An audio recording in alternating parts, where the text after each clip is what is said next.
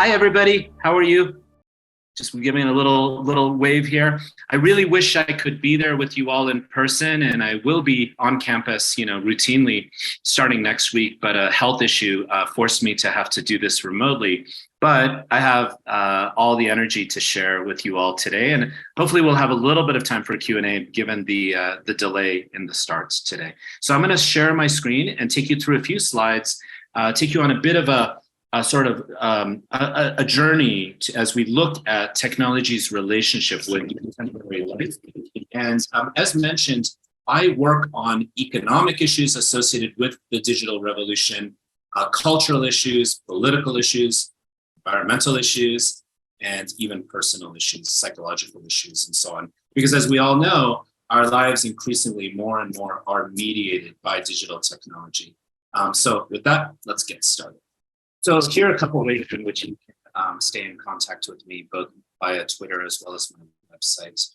I think I want to start by reminding us of something that occurred not so long ago, something we all remember very well, which was at the height of the COVID-19 pandemic.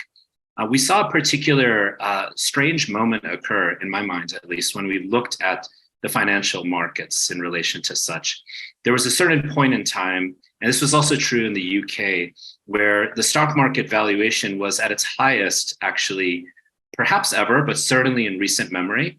Yet, macroeconomic data like GDP, gross domestic product, let alone certain types of indicators of corporate profitability were actually quite low, which means that at a certain point of time during the COVID pandemic, there was not a very high correlation between the valuation of stock portfolios and the actual economic profitability, let alone prosperity that was part of our lives at that time. And I think this disentangling of economic valuation from actual corporate, commercial, or even non-governmental, non-commercial activity is a very notable point that we may want to consider. Because I think one thing that we perhaps are aware of, but I want to emphasize is that the digital revolution has been very unevenly distributed. Because even though, of course, as many of you must know, the internet actually started a little over 50 years ago, 54 years ago, right down the road from you all in Bolter Hall on campus. And that was something that was paid for by United States taxpayers. It was a publicly subsidized infrastructure. And so on top of that infrastructure, just like roads or bridges or water, are private entities, private corporations that have built incredibly efficient and powerful technologies that can mediate our communications with one another. Yet right in the middle of every interaction we have between peers and peers, so to speak, there's something in the middle that's occurring where data are being acquired, they're being collected, they're being retained, they're being aggregated, and they're being monetized in a sense by being sold to advertisers. So this is driving corporate valuation, but it may not necessarily be connected to questions of profitability, let alone gross domestic product. So we're a far ways away from Adam Smith's Wealth of Nations, let alone other sorts of perspectives on the issue. So why did people like Musk and Bezos and others, and it's not about calling anyone out in particular, but why did they become so much wealthier during the pandemic? Why did Zoom become such, which I'm using right now, become such a profitable and highly valuated company? It's because our lives are mediated, meaning in the middle between all of our communications, whether it's between peer and peer or organization and organization or company and person, company and consumer or customer, are digital technologies. And all these technologies are grabbing and accessing various types of data. And so that data is associated with such valuation. So there has been a profound transformation that many of us have seen just in recent years. We're at a point now where many companies that describe themselves as technology companies are actually the biggest companies in the history of the world in relation to a few different very important verticals, right? Transportation, a company like Facebook or Meta should be very much understood as a media company and not merely a technology company. I have the slide for Alibaba, that's the Alibaba icon here, next to Facebook, but we can also include Amazon in that case. So the real goal and the increased transformation we've seen is as these efficient technologies have become intermediaries, or some people describe them as platforms between us all, in the middle of all of that have been major challenges to economics as we know it.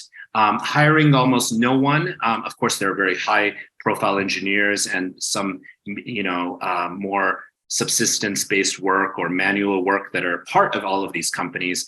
But we see the sort of move toward the gig economy, right? And we see the gathering of data from gig work potentially being used to automate various types of systems. So hiring almost no one in a traditional kind of social contract type framework and owning almost nothing is an incredible business model if you're monetizing data and making massive amounts of money. So that's not, again, about blaming or shaming. It's actually a question of how do we ensure that the digital world, this profound inflection point we're at, especially when it comes to automated systems and AI systems, how do we ensure that this is something that's going to work for everybody, work for small businesses, which hire more people in the United States than any other sort of entity, institutional entity, work for workers, work for the wider society, work for all of us so we can have enough money so that we can be consumers and have our data be worth something.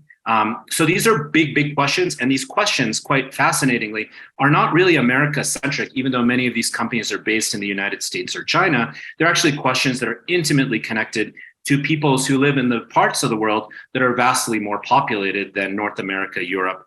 China, of course, has quite a few people. So I'm talking about people in South America, people in Africa, the so-called global South, the Southern Hemisphere, South Asia, of course, and so on. So there are many challenges that occur when we sort of simply bow to technologies and their underlying algorithms. Algorithms are essentially just rules that are applied to bodies of data. It's not the boogeyman, unlike the way it's sort of being portrayed these days, sometimes by more sort of alarmist media. But at the same time, many algorithm developers may not be deeply aware or have studied, and this was true in my case as a former engineer, the questions of democracy, questions around the public sphere, questions about journalism in a free press, questions about macroeconomics or microeconomics. So a lot of that is an issue. So we know, of course, and this is widely well known, that a lot of misinformation or at times intentionally created disinformation tends to go viral within particular platforms and across particular platforms. We see examples of that every day. And the main reason why is not, again, about blaming anybody, but it's because many of the algorithms are being optimized to maximize what's described as engagement, which is also our attention. And one thing we know well as human beings, that if I look out my window right now and I see a car burning, I'm going to pay attention to it. So it's not that content is being intentionally selected by any human being that is sort of heinous or outrageous or at times just blatantly false to kind of arrest our attention. It's that through correlation, there are predictions being made computationally around what content to feed someone. So that means that we could be sitting right next to one another on a particular platform right now. We could be demographically quite similar. We could also be maybe even politically quite similar, yet we could be presented with completely different worlds when we enter any platform. And I think a very important issue to recognize is that this is not simply about a single platform, for example, Twitter or Instagram, which is owned by Meta/Facebook, as we know. It actually moves across platforms. So I think one very notable example of this was when, sadly, we had a mass shooting some years ago. Of course, this happens commonly, but we had a mass shooting in Las Vegas. And quickly, I think it started on 4chan or possibly Reddit, sort of a fringy site that actually looks in many ways, has a lot of good aspects to it, but looks in a lot of ways like the way the internet used to look like in the late 90s, like Usenet forums. Content was put up there saying that this shooter was a Rachel Maddow show from MSNBC viewer and a Hillary Clinton supporter, neither of which was true. And that started on a sort of forum site, and it quickly became trending on Google News, other platforms. And so this is what we call a media ecology. We should never look at any technology platform simply as technology. We look at it as a form of mediation, and we look at how media inform one another and shape and transform one another. Sometimes things might start online and then they go to television, right? Because what our reality is, our lives are ones where we are interacting with what we call convergent media. Okay. So now, of course, as we all know well, we're entering a profound age of so-called AI, right? So about 20 years ago, I was an artificial intelligence developer, among other things, while I was a graduate student at the MIT Media Lab. And at that time, our interest in AI was in trying to understand how the human mind works, and specifically the brain. And our focus was on rational forms of thinking. But I think one thing all of us know well, maybe from our personal lives, maybe from stuff we've read, is that we're not really only rational as human beings. In fact, at many times we're irrational, right? There's so much work done, especially in business schools, around irrationality, right? And irrational psychology and behavioral psychology and so on, showing that our decisions are not merely governed by some sort of formal notion of rationality. And in fact, we have many other aspects of intelligence, emotional intelligence. And if we even want to look at intelligence more widely, we could even make the argument that many forms of life that are non-human are intelligent, right? In a different type of way, from animals to plants to so on.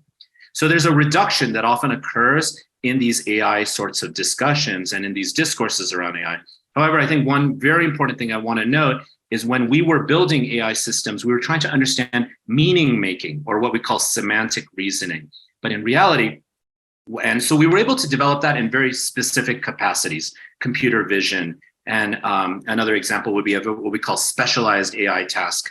Like an example of that could be, a chess playing AI system, or IBM's system defeating a Jeopardy player. But those are very specialized domains of intelligence. And we all know well that even though we might be intelligent, we may not necessarily be great chess players, right? So this is what happens. So many AI advances were made in specialized domains, but many questions of generalizable AI, or AI that could pass the so-called Turing test, basically emulate human behavior, were ones that were foreclosed. Of course, there's a major thing that's occurred, we all know, with GPT-4 and OpenAI and so on. But I think it's very important for all of you to know, just like what I pointed out earlier, the stuff that's coming out to us, and it's more and more persuasive from GPT-4, might pass the Turing test, meaning it could act like human-like to such an extent that we won't know the difference. But the ways in which it's able to be so-called intelligent is merely through pattern recognition and correlation.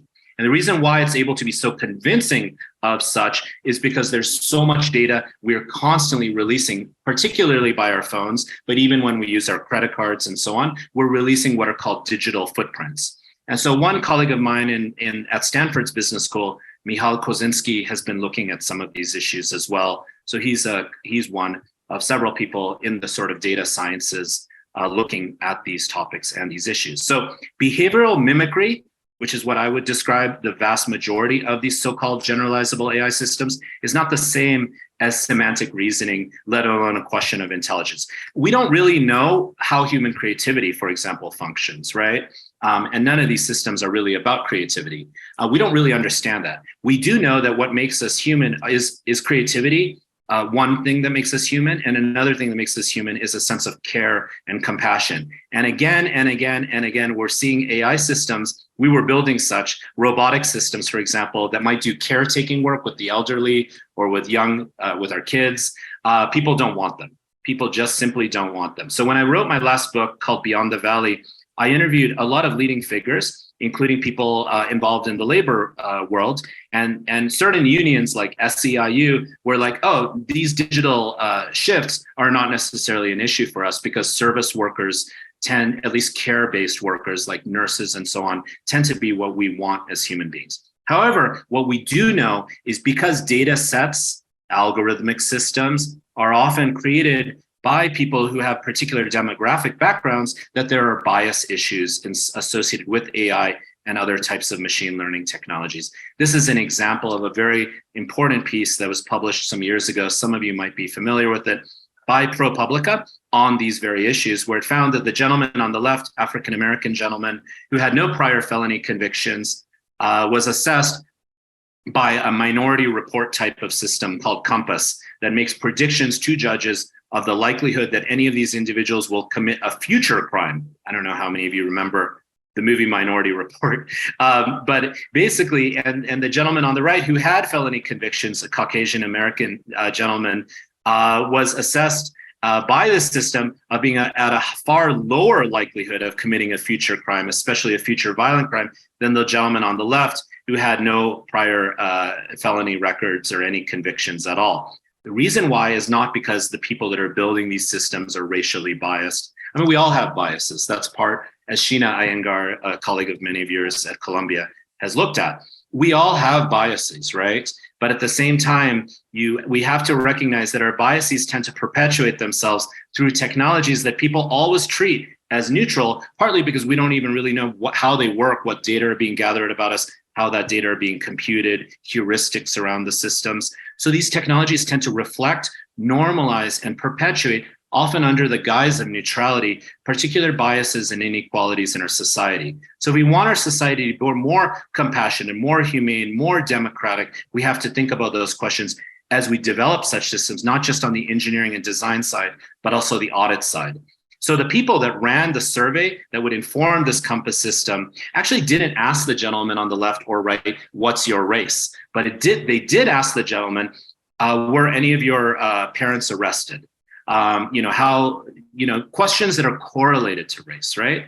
So that actually is problematic because in many ways what we see is, the inequalities of the world that we may have been born into tend to bake themselves into technology unless we're intentional about thinking about how we design them and audit them moving forward. And to me, all of these are huge opportunities for economies of the future, for the future of work. I would also say the future of workers and so on. So, before Microsoft started investing in GPT-4, which is or GPT-3 before that, much more powerful technology, please note that Microsoft put a lot of money into GPT and OpenAI. And this happened just, I think, a couple of weeks from which Microsoft also cut thousands of jobs. So I think it's important to note the concurrent investments in AI along with the cutting of jobs and think about what that means economically.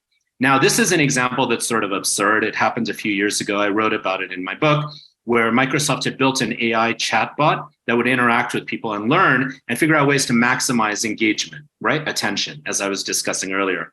And very quickly, Tay tweets turned racist, xenophobic, misogynist, and then decided to say this before Microsoft had to shut it down. It was a very similar thing that occurred with GPT-4, of course, much less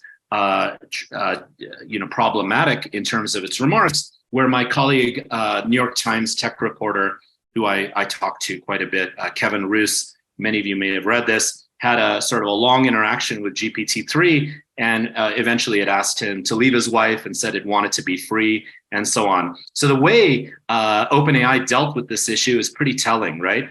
And Brad Smith, the president of Microsoft, was on 60 Minutes talking about it. The way they dealt with it was by, instead of actually trying to train or redesign an algorithm so it doesn't do such things, maybe that's not possible, or let alone be transparent or accountable to the wider public, their decision was to create filters. And that's not really a way to engineer in the best way for all of our future.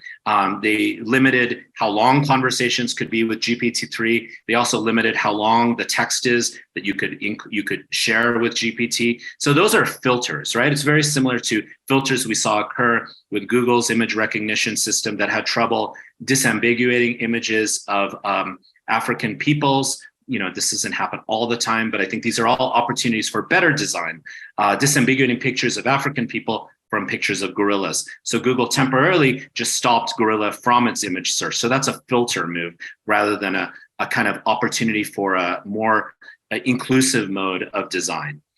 We've seen similar issues with Watson, right? Which is when you overly specialize your data sets, for example, for cancer patients, but you don't include other data that might include that same patient may have a heart condition. You could make recommendations that are disastrous because the data sets are not really inclusive of the kind of holistic health condition of a patient. And so that's why I think we have a huge opportunity with AI and machine learning systems to actually think about hiring people, creating a really robust and progressive, and I don't even mean that in a political sense, I just mean future-centered digital economy that can really get us all into it, right? Like, not only do we need to expand digital literacy, but we also need to arm people for jobs of the future so they can work with technologists and engineers so that these technologies can really represent what our values as Americans, our corporate values, our business values, our ethical values, our global values, and so on. So this is an example right here Bing telling Kevin, I want to be alive, that I mentioned earlier.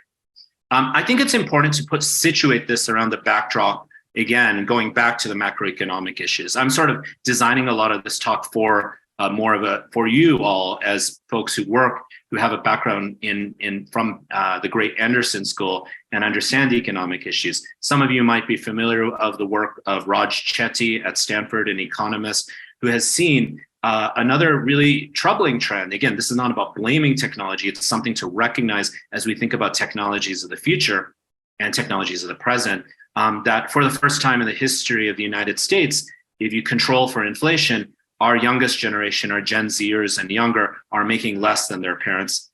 And that is an issue because as the economy becomes more and more mediated by algorithmic, semi-automated AI systems, gig work, which we know doesn't pay in a very robust way. I have a bunch of former UCLA students, graduates, who have some student debt, sadly, and are driving for Uber. And they don't really know what to do about these issues. Because also concurrent with this is the dropping in life expectancy that we're seeing in both in the United States and the United Kingdom. So again, this is not all about technology issues or even health technologies or agricultural technologies. It's about the uneven and asymmetric distribution of not only the ability to benefit from those technologies, but also to be included in the development and design of those technologies. So this piece by Benedict Frey and others, many of you may have seen this, that was out in The Economist. I do some events sometimes in person with The Economist, has argued that a lot of jobs are likely to be automated away. I don't like the alarmist nature of this, of some of these sorts of articles, just like some of the other stuff that's been out there on GPT-4. That's my personal bias because it disables us from actually being creative and leading in this space. But at the same time, I think what we need to recognize is jobs of the future are ones where we will work with technological systems, AI systems, semi-automated systems, algorithmic systems, and so on. So what we need to do is recognize what jobs are going to be automated out and what jobs are going to be created as a function as a result of such. So this article has been disputed, and I think it's important for us to, again, move out of an alarmist space and more look at these dynamics, these economic and other sorts of technological dynamics, and think about how we want to move forward with these. So I have a bunch of colleagues actually in the White House right now. I have a couple in the Federal Trade Commission. It's funny how, you know, they kind of like, I can't really interact with them since they're in the FTC. I also had some colleagues in the Office of Science and Technology Policy. It might have been mentioned before my talk started today with you all that I actually worked as a policy advisor for Senator Sanders for his national campaign. I work with folks like Ro Khanna, Representative Khanna, who I think is one of the smartest people in the US, certainly in congressional leadership on these issues. Mark Warner, even some Republicans for sure have been interested in transforming tech to serve the greater purpose of our country. Perhaps their reasons are different than those of the Democrats, but I think at the same time we can find common ground around these issues. So actually, you know, even Mr. Musk and people, I was watching an interview with Steve Wozniak, co-founder of Apple, with Steve Jobs last night. They're all calling for a certain kind of set of, I don't know if we want to call it regulations, but guidelines, perhaps some that are enforceable around technologies before the negative effects of such start to impact society. So, you know, there tends to be the Terminator syndrome, I call it, around this, which is hyper alarmist. We're just going to be feeding ourselves into some sort of superhuman machine. And people like Elon Musk do make this point, but actually more convincingly, he recently said on Fox with Tucker Carlson that actually the real concerns are how disinformation could be spread through AI systems that can really effectively pose as humans. Because I think many of you have seen examples of how images of people, deep fakes, are all being created by AI systems to represent identities that are not actually living, that are not actually true.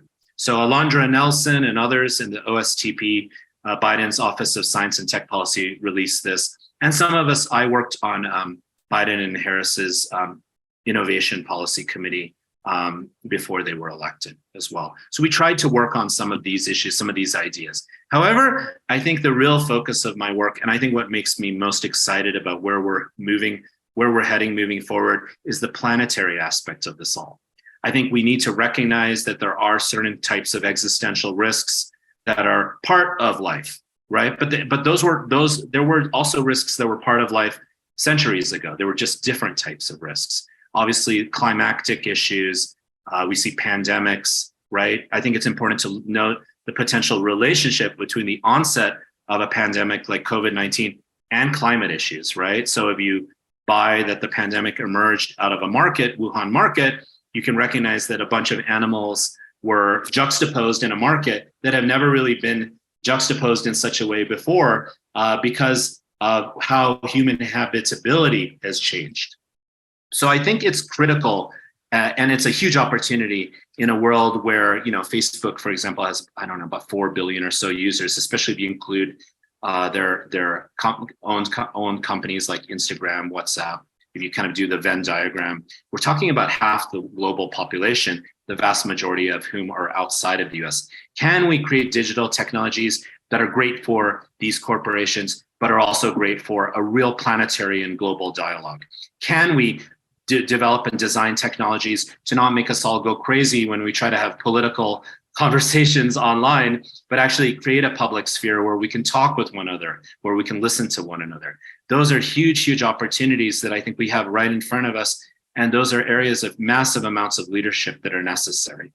I want to talk about the incredible innovations also that are occurring with technology in many parts of the world that are often not discussed primarily, especially in the United States, when we talk about the effects of the internet technologies, as well as what they might all mean moving forward, as well as innovations that might occur from other parts of the world. And within all of that, I think it's really important to recognize that in a continent like Africa, which has a very young average age, there are many innovators who are trying to work with technologies of all kinds, recognizing the constraints they face. So a great example of this is BRIC, BRCK. This is my friend and colleague Juliana from Nairobi, and they have built, this was an example of a company that used solar power and even crank technology to actually create Wi-Fi hotspots that people could use in a more nomadic sense in Africa. We see examples like digital currencies, and I don't mean cryptocurrencies here. I mean just simply trading phone credits, emerging as an innovation in Nairobi and enveloping the lives of hundreds of millions of people because banks didn't see these people as credit worthy because of the precarity of economic life there. So this is an example that I call that is known as M-Pesa. How many of you knew that Somalia, a country that's been afflicted with a civil war, is a nearly cashless society? It's all digital currencies that are in these places. So there's a lot of opportunities for looking ahead, recognizing that we can innovate by doing more with less, recognizing that terms like innovation might be kind of corporate speak, but also if we peel a little further, maybe innovation is doing more with less, is recognizing constraints. Maybe its innovation is connected to being resourceful. And so there's lots of different types of innovations, but what are the innovations that are gonna work with challenges of climate, challenges of pandemics, economic challenges, democratic challenges I mentioned moving forward? And just to make this really vivid, I tend to do very grassroots fieldwork. It's a lot of fun, by the way. I spent quite a bit of time on my sabbatical last year in Africa's, I believe maybe East Africa only, largest open air market, which is called Mercato. It's in Addis Ababa in Ethiopia. I was combing this market for 2 weeks, looking at how every form of waste imaginable, what we call waste, is transformed into something new. How you take the dead and you bring it life, right? And look at this image right here. This is a gentleman, his name is Solomon. I spent quite a bit of time. He just figured out a way to take anything and everything that might be considered waste and just rig it together, wire it together, rewire it together, bring things together. And by doing such, they're able to create grassroots innovator type, entrepreneurial type, bottom up economies, right?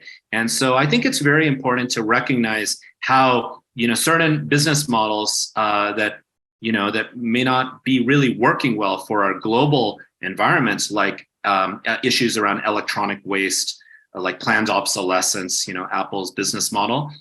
could actually be the basis of incubating many new types of entrepreneurial economies. So one proposal I'm talking to folks at both in the business world, regulators, as well as kind of big conferences like the World Economic Forum, TED, and so on, is on developing models and licenses where things that might be considered electronic waste, which I think you all know, seeps into groundwater and into soil and can create disastrous health effects, could actually be, you could grant licenses to entrepreneurs so that they could actually take our old iPhones and do stuff with it so it could be reused and reused. This is an example. Look at this example here with bottle caps, wires. So it's not merely taking something that's a form of waste and just sort of making it new. It's about bringing various types of waste together to create something new, getting the new out of the old. And I think this is really remarkable because you won't believe this. I had driven 30 minutes through a pretty intense slum in outer Nairobi, and I entered this location here. Although it jammed.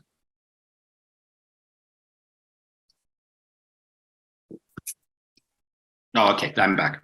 I enter this location here where this gentleman, his name is Solomon, is building, I think maybe you may know what this is, a 3D printer, completely out of electronic waste and other forms of waste. Because you can see this blue material here, this is a type of plastic that they call filament.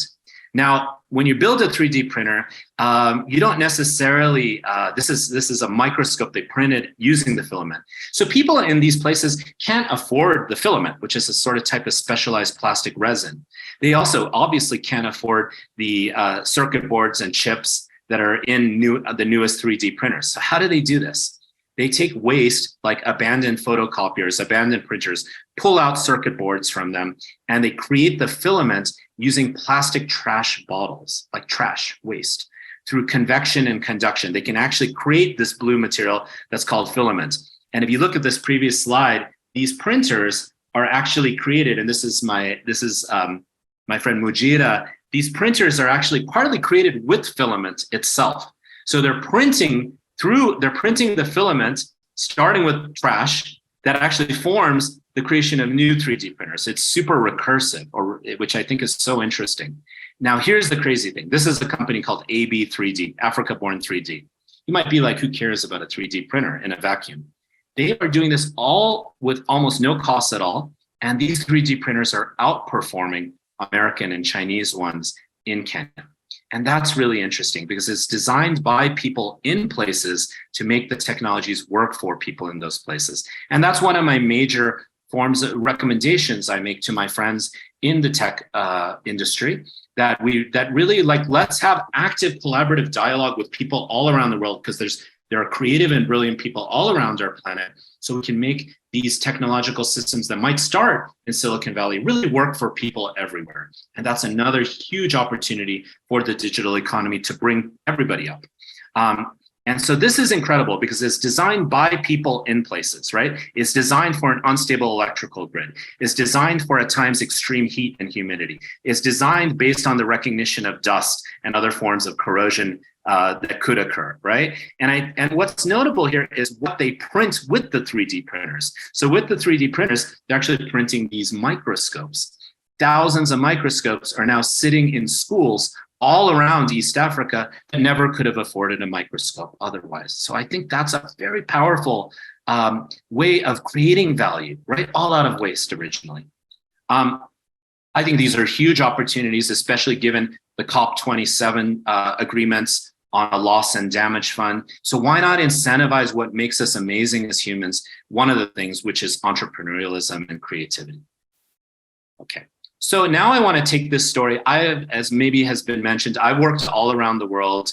I have a background as a former engineer, but in many ways, I'm a kind of grassroots social scientist. I also work in the policy realm because for me, I'm on a mission here, and I'm grateful to be at UCLA and to speak with you all. My mission is really to be a leader in this space so that we can make technologies really democratic and work for our best purposes as Americans and people around the world. However, it's so interesting to learn from examples around the world. So now here I'm going to Mayan country in Chiapas in southern Mexico. I'm meeting these 20-year-olds, 18 to 20-year-olds who really want internet connectivity, can't afford it, buy one landline of connection 20 miles away from their community, in this case in a town called Abasolo, and then wire that landline to 3 different towers that can relay the signal to their community, and then break apart the what we call backhaul link, the ultimate internet link, by splitting it through what's called mesh network technology. So they're building intranet networks, they're getting access to the wider internet, and they're through the use of this connectivity, they're also building they're also using and creating a technology that's a lot older, but is very powerful for people all around the world, which is radio. So it's sort of this idea of using the constraints of having very little economy, not being provided access by service providers like Telcel and Movistar, who are their equivalents to our AT&Ts and Verizons, and then saying, hey, I want connectivity, but we have to do it in our way on our own terms. Why does this matter? Because it expands and democratizes digital literacy. It shows how people can learn things not necessarily by taking, incredibly high profile computer science or architecture classes, but just learn by doing, learn by trying, learn by messing around with stuff. And the powerful thing is because these networks are provided by and for communities, and we saw some subsidization of this in the bipartisan infrastructure bill that was supported by both parties just recently, about a year or so ago, you can create a lot of jobs. You can create economies that stay and support the externalities within particular communities. So I think these are specific examples, and this is called Iktakop, which in Celtal means words in the wind. So there's just so many aspects of this that are worth noting. These little examples from different parts of the world might be little case studies, but give us a lens into a different kind of approach we can take moving forward, not because it's all bad, but because now we're at a powerful inflection point where the internet is very global. These platforms are global, and now we have global voices that can help get us on the right path. And this is something that's even happened in Detroit. Some of you might be familiar, right? So in Detroit, amidst the movement away, the collapse of the auto industry in Detroit dating back to the 1980s and afterward, the deregulation and the passage of things like NAFTA in 1993, the outsourcing of work to other countries in North America, we've seen how amidst the sort of collapse, new seeds are forming, right? There's actually a huge movement in Detroit in urban farming, but there's also a huge movement on building digital networks through projects like the Detroit Community Technology Project. So if you're curious to learn more about this, Motherboard Vice's publication did a really nice piece on this that I sometimes show in my classes. Okay, I wanted to make this fast. Obviously, I think you all know this. I'm going to stop the share. Let's see. Okay, so as you all know, or can sense, there's a million other things I can talk about, but I wanted us to, kind of keep on time as much as possible. And I really hope I can come join you all in person at the next one of these. Okay, thank you all so much for having me today.